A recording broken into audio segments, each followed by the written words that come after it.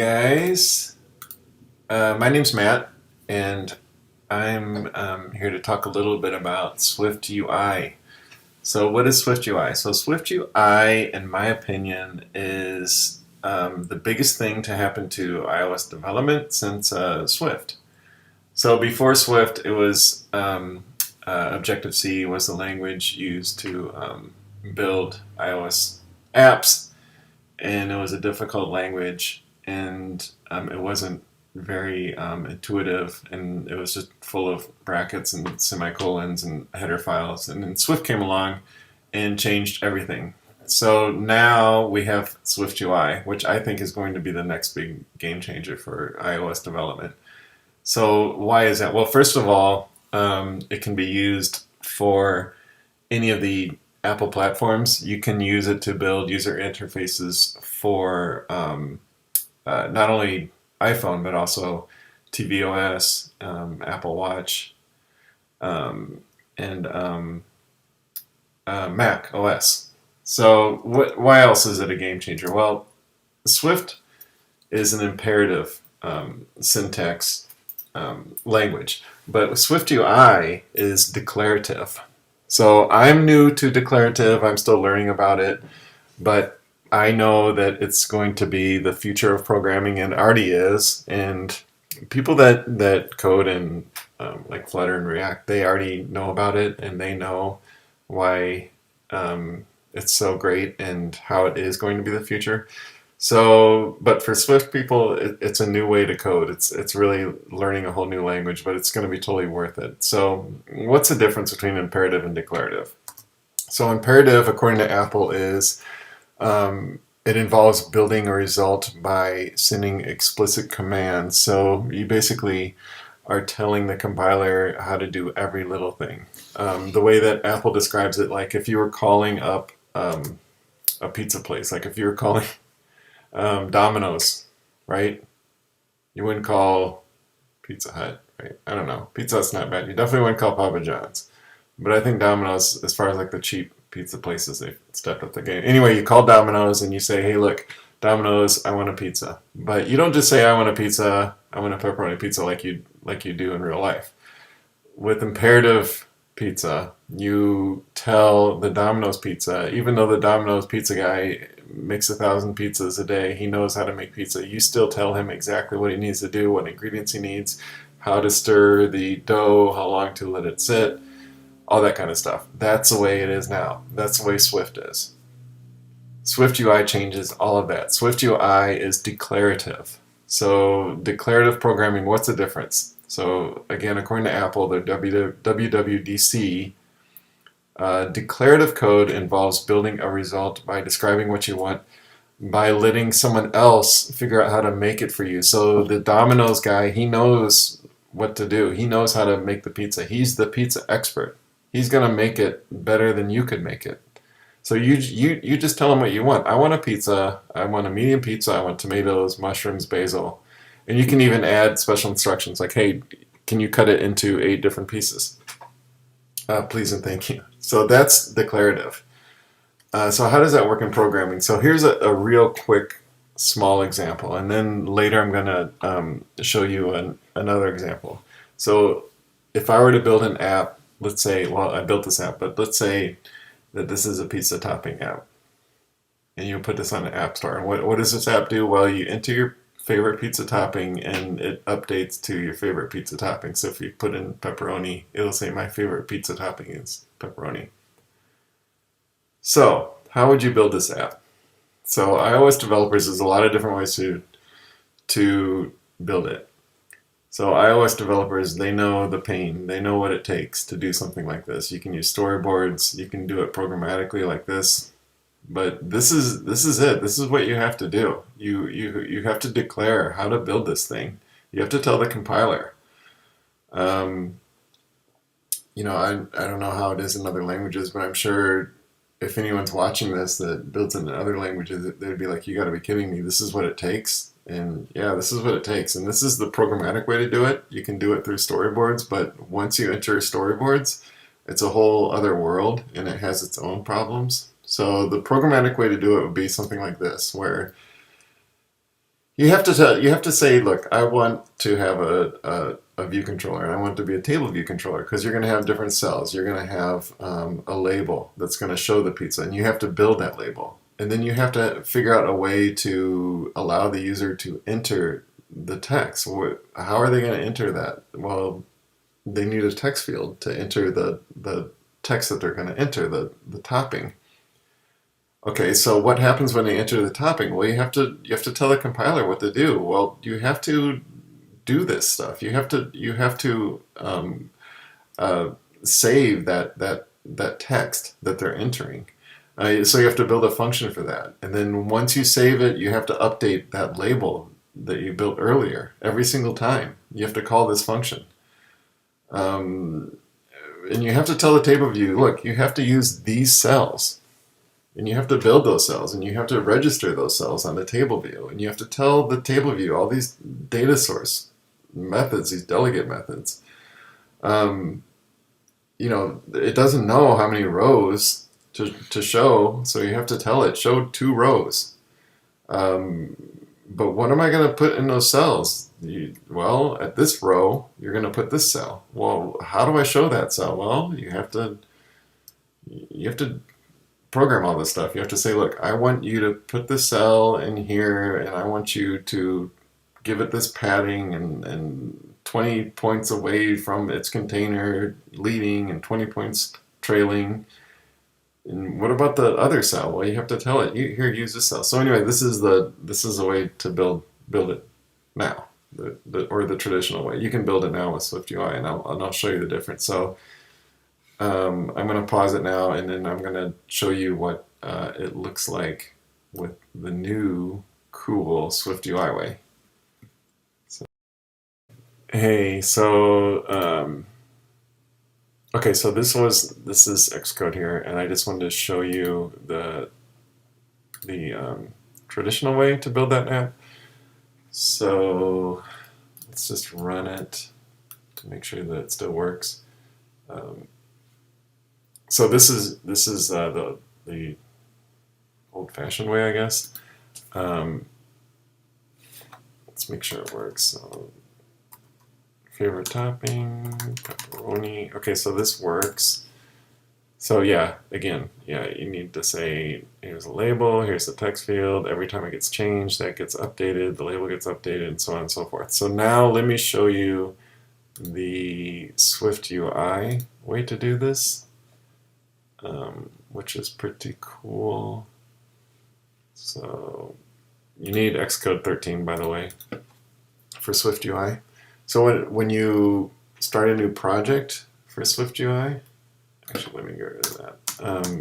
It gives you, this is the boilerplate code, it just gives you this hello world text.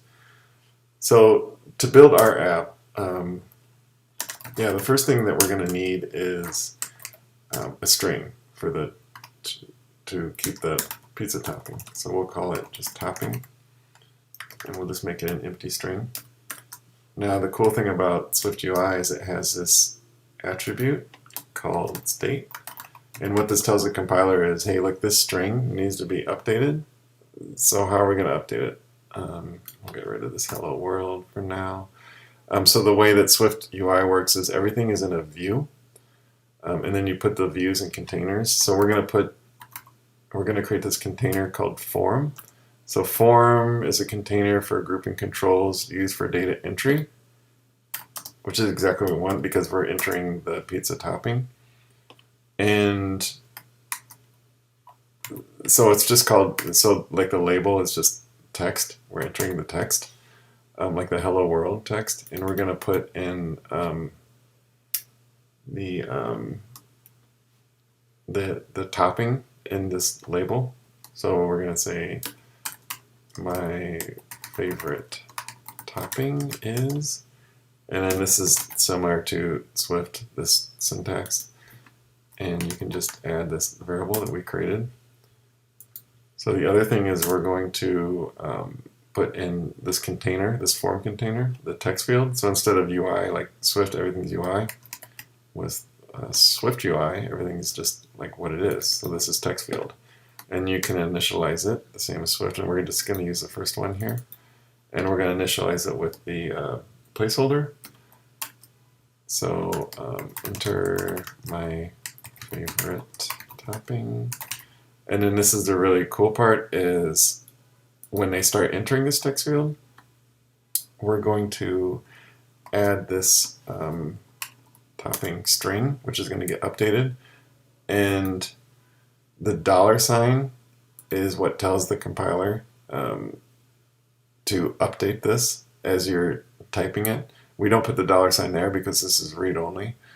So believe it or not, that's it. So let's see if this runs.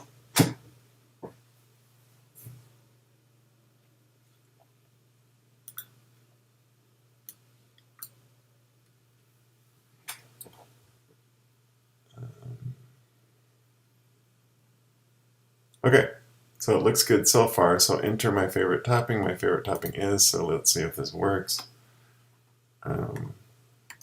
Cheese, and it does. It's updating. So that's it. You can build an entire app with, what, 23 lines. So you went from this,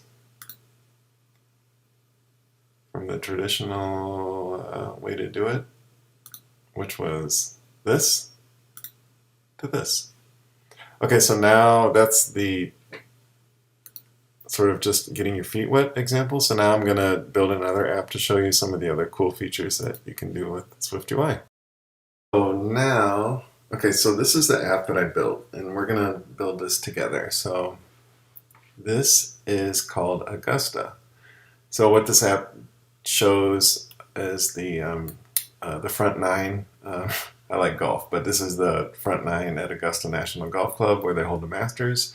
So this is, yeah, what your typical app would look like. It's a table view with a navigation bar, and it has a detail view where you can go back.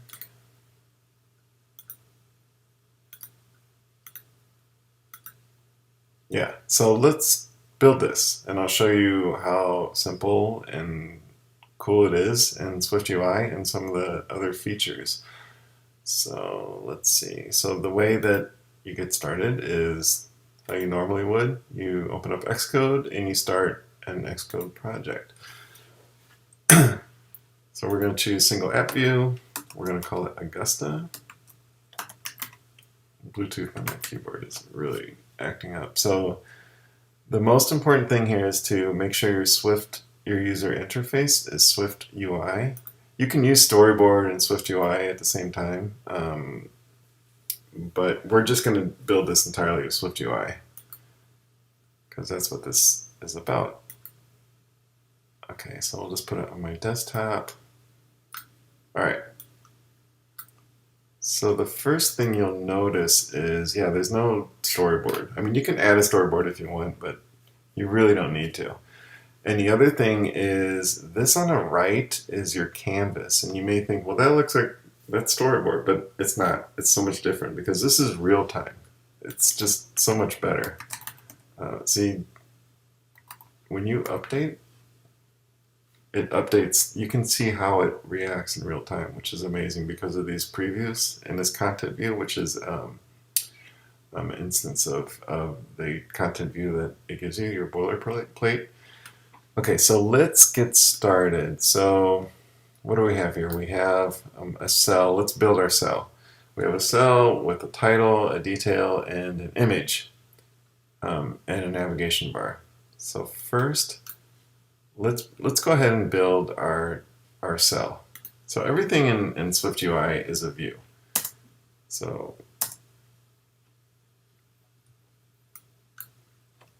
it's pretty easy to get used to. What SwiftUI does is it puts everything in vertical stacks and in horizontal stacks. I mean, it can use other things, but vertical stacks and horizontal stacks are generally what you're going to use, which you should be used to anyway when you're using storyboards and you know all the benefits of them and how great they are. So we're gonna build our cell. We're gonna have the title and the detail in a vertical stack, and then we'll go ahead and put this whole thing in a horizontal stack with the image. So first of all, let's create our title and our detail, which is easy because those are just text, which we've used before. So let's just hard code this for now. Whole one is called t-olive. T-olive. See how it's updating? Pretty cool. So our detail, name is a text, whole one. All right. So sometimes it gets caught up. I don't know if it's just my Xcode or what, but if you hit resume, if you do a lot of large changes, it'll pause it, but if you hit resume, you can see how it'll look. So right now, this is how it's looking. So let's go ahead and embed this whole thing into a horizontal stack so we can put our image on there. So H stack.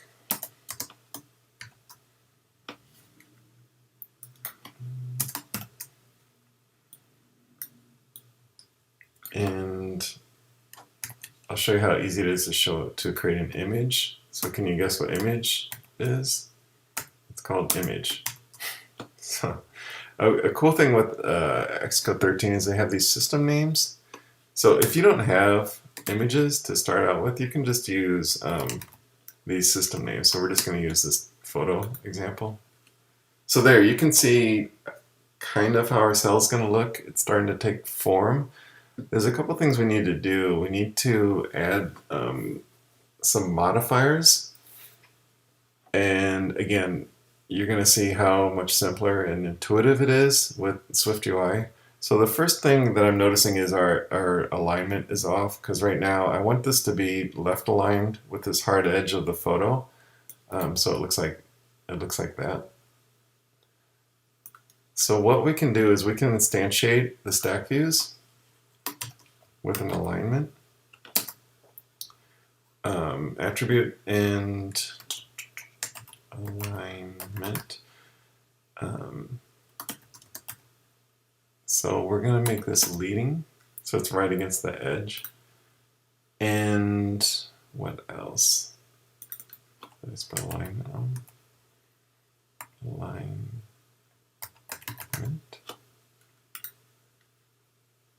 Okay, there, it updated. The other thing is, actually it's looking pretty good. Now this is something that's really cool because you're thinking like, okay, so now we need to create this whole table view, and then you need to get the data source methods and the number of rows and the cell for row and all that kind of stuff. But no, that's not how you do it in SwiftUI. Let me show you. This is gonna impress you, I think. Well, this really impressed me. So how do you create a table view, or how do you create a list of things in SwiftUI? This is how intuitive it is. You say, I want to have a... Actually, I'm not going to hard code it. I'm going to show you a different way to do it. What you can do, this is even easier. You don't even have to remember. You can just command click on the thing that you want to put into a list. So we want to put this whole horizontal stack, this whole thing into a list. So you command click and see how it says embed in a list. We're going to click that and watch this. Look at that. We're like almost there already with just a few lines of code. So it just gives you one through five, or five elements. Of course, you can change that if you want, but this is fine because we can see how it's going to kind of end up looking. And right now it looks pretty good. So let's see. At this point, let's pull in some data. I'll show you how that can work. And I'm not gonna I'm not gonna just go through the whole data model. I already typed it earlier. So you guys don't have to see how, watch me type. But I wanted to show you this identifiable, because if you adopt to identifiable, then it shows list which elements you're going to take in and out, but you need to have it be hashable. You need to have an ID property, and we're just going to use the whole number as our ID property. So it'll have a unique int or a unique property. A lot of people use the UUID, but you can sort of do whatever you want, just as long as it's hashable, it's unique. The other thing is we have the name of the hole and then the image name and the thumb. So let's go ahead and I have some images as well. So let's go ahead and drag those in.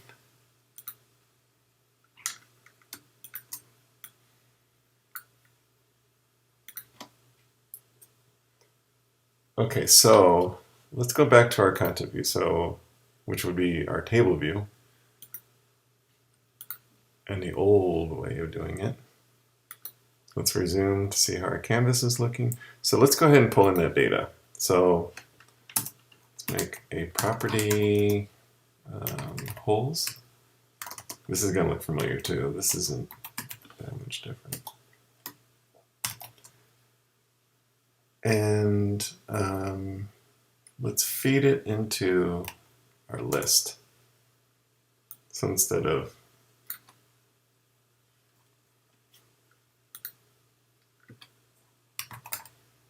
one through 5, we're going to feed it homes. Add that home there.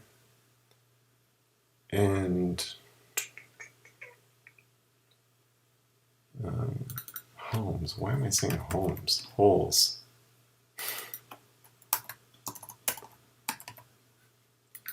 And the one great thing about content view is you can use test data. So right now, because we have this, we can go ahead and feed in holes. And I built some test data out here. It's a lot easier with SwiftUI. You don't have to do like all these fake JSONs and things like this. And you can preview it here in these content previews. So I'm just going to go ahead and feed in my test data. So let's update this hard-coded title, and we're going to use our whole name and whole ID is going to be the whole number. So whole ID. And again, we're feeding in the holes from here, what we created. We're using our test data to preview it, and we're taking this hole from this closure, which you should be familiar with, regular Swift, and we're going to put it here and the hole. So let's see if it updates. Should work, I think. Bam! Look at that. So it's really starting to come together now. So let's go ahead and add our picture, and I'll show you how easy it is to add images. So right now we're using the system photo. Let's go ahead and use our whole thumb. I think I call it thumb. Look at that. Look at that. We're like halfway there with just a few lines of code. Now, something really cool that SwiftUI has are these things called modifiers, and it's just dot-centric, and it's very intuitive. So right now, let's see, we want to change the font. So how would we do that? We want to make this a little bit bigger. So let's modify this text image right here, and it shows you. Look, when you click on it, it shows you what you're modifying. So let's go ahead and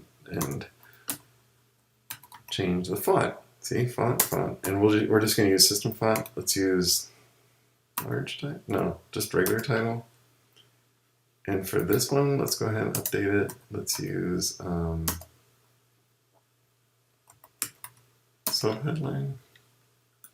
Okay, it's really coming together now. The pictures are a little hard. I don't like hard corners.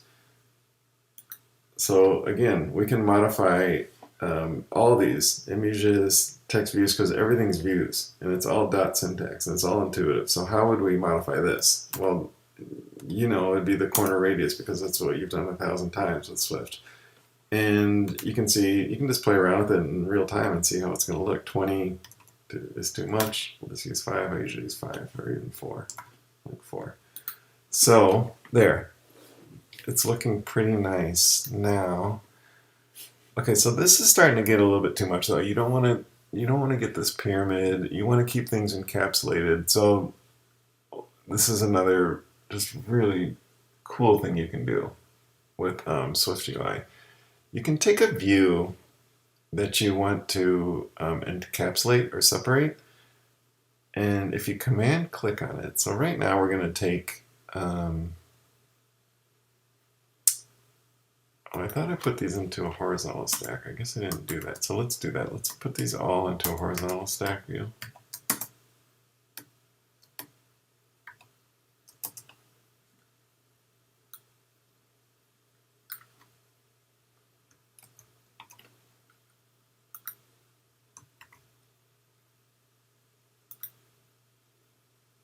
Okay, so this is a horizontal stack, this is a vertical stack, and these are all embedded in a list. See, everything's just sort of embedded. So this is getting a little too much. I want to extract this horizontal stack view, this whole cell.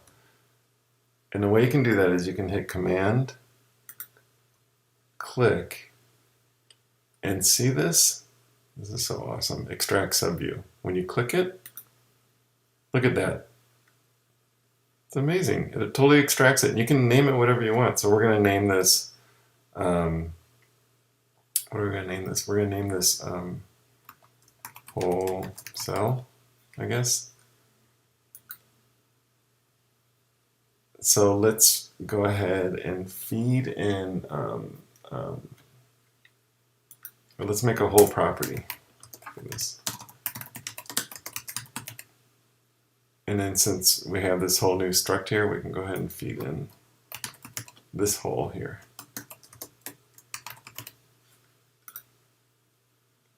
There, see how clean it is, encapsulated. You can put this into a different file, you can move it around, and now that it's its own thing, it's its own view, it can be passed around easily, which is great.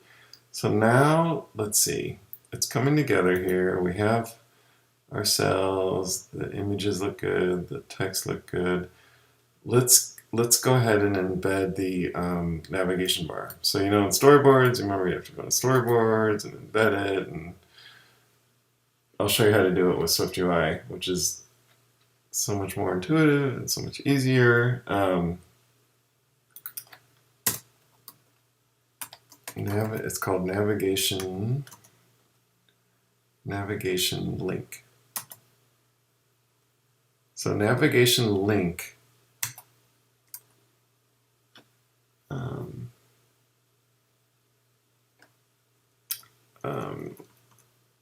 I'm sorry. Navigation link is the accessory. Well, I'll show you that in a second, but first I want to put this whole thing into a navigation view. Navigation view. And really, that's just a matter of doing that navigation view and giving it the brackets, and it'll put the whole thing into a navigation view. It should resume. There, but it needs a title. So this is how you create a title. So how would you think you would create a title? Well, you would just put a title dot syntax onto this navigation view. It's called navigation bar title, and we'll just go ahead and we'll call it Augusta.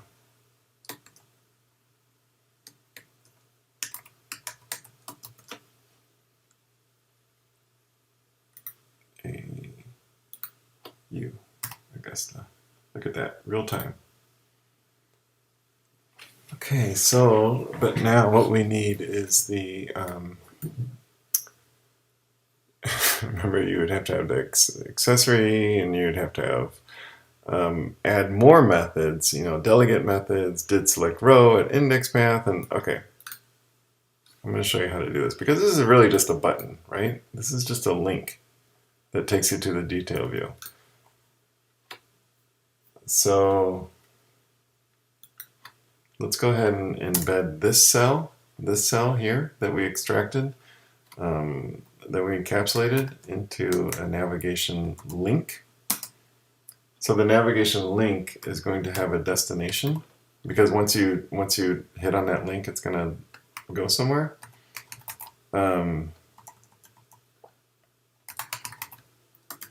And right now we're going to change this, but right now let's just go to a different view. Let's go to the we have our room here. Remember, we have our room property or whole. I don't know why I keep saying room. Whole name. Let's just go to the whole name and put in your brackets. And let's put this whole thing. Let's embed this whole thing into this navigation link. Let's see, it should work. Now we should see our, oh, there we did. It's all updated. Look at that. We're almost there. So we haven't built our detail view yet, but we did just sort of give it this temporary text view. Now, one cool thing about this canvas is you can actually make it, not only can it just be a preview, but you can interact with it by pushing this little play button. So you don't even need to compile. You can interact with it. So let's see if it should show me T Olive in the next view, which it does. Perfect. Look at that. Isn't that amazing? All right. Now let's build our detail view. So how do we do that? Let's stop that. Well, how you would probably think is you want to create a new view. SwiftUI view. Make sure that's highlighted. We're going to call this detail view. We'll just call it detail because it's of type view. Everything's a view.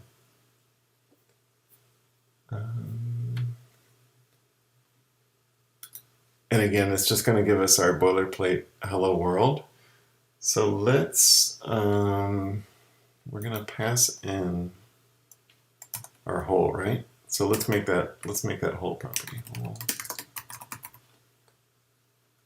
And what do we want to put in our detail? Let's put our, with previews, yeah, let's go ahead and pass in our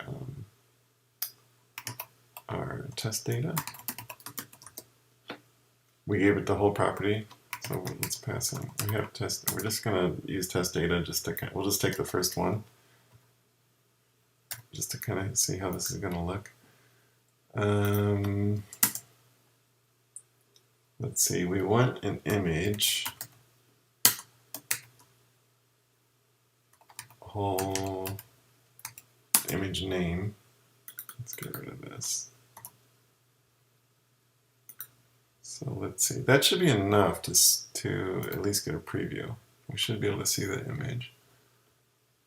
Okay, good. Now you can see it just sort of fills up the entire screen, and right now it's bleeding off the edges. So we need to make some modifiers. One thing we need to do is make it resizable because we're going to change the size of it. This will fill the whole screen, but again, that doesn't look good because we don't want it to be stretched. So we can you can just add these modifiers, keep on going, and just keep them all in one line, so it's very easy to read. Let's make the aspect ratio fit, which everyone should be familiar with. Yeah, so that looks pretty good. So yeah, that's it. 2 lines and it already looks pretty good. So now what we can do is our previews, we can put those in a navigation view as well. So we can see how it's going to look with the navigation view. So let's add our navigation view. And then what we're going to do is we're going to put the title of our navigation bar title. We're going to use the whole name.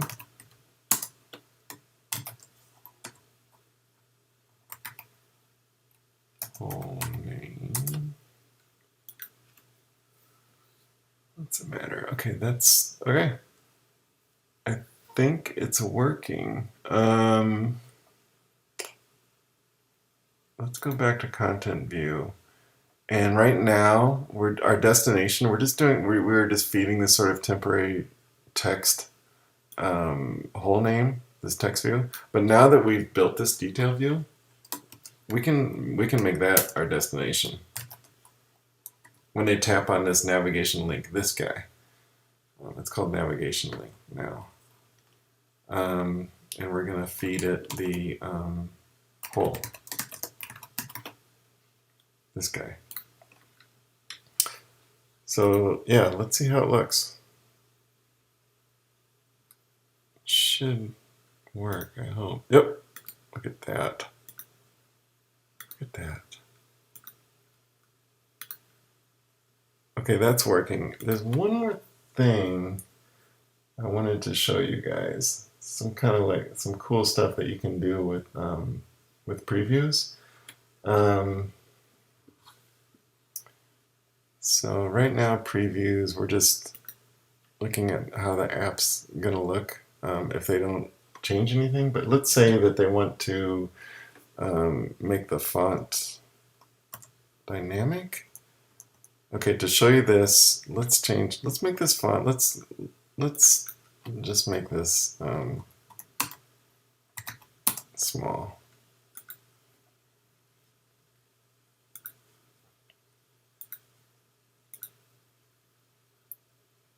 And I want to show you how SwiftUI supports.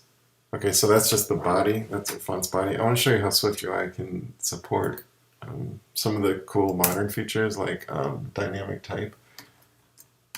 So what you can do is you can add another instance of content view.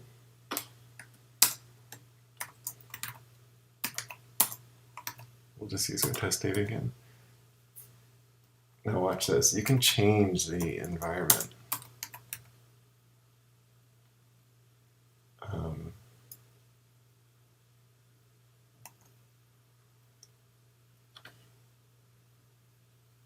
And you can make, let's see, size category. Let's just really crank it up extra large. Okay, watch this. This is really cool. So now, wait, what did I do here? Do I need to do a comma there?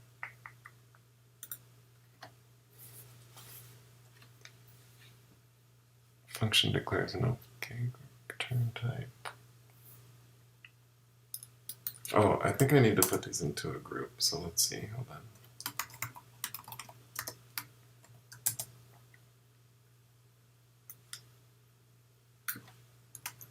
I'm going to put these into a container so we can preview different scenarios in different environments. Let's see if that works.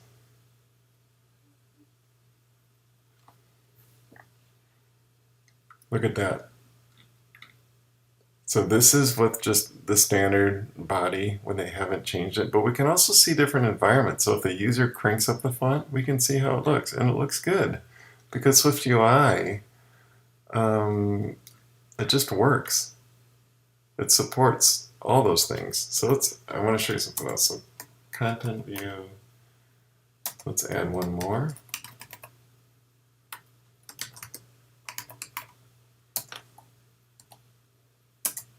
I'm going to show you how it looks in dark mode. I like dark mode.